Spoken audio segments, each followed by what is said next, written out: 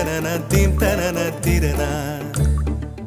நடந்தால் ஆறு எழுந்தால் அருவி நின்றால் கடலல்லோ, சமைந்தால் குமரி மணந்தால் மனைவி பெற்றால் தாயல்லோ.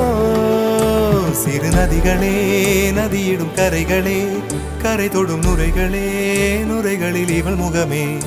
சிறு நதிகள்